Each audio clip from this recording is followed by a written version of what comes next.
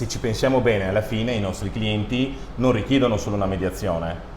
No, diciamo che la mediazione è quasi sempre il punto d'arrivo. All'inizio parte sempre tutto con una consulenza.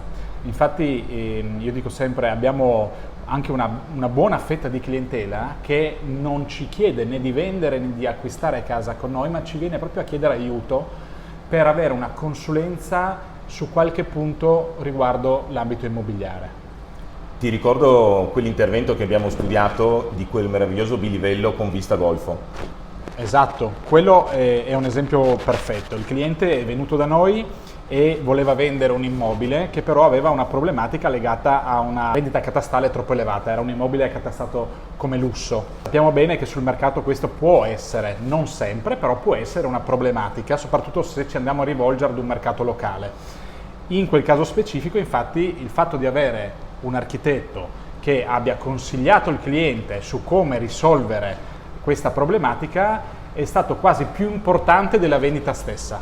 Sì, siamo riusciti con una di fatto divisione, richiedendo l'abitabilità per l'ultimo piano, a vendere un prodotto in due parti.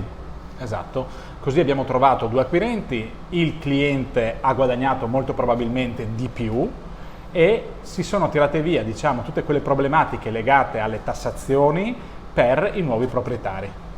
Questo è un servizio di consulenza a 360 gradi.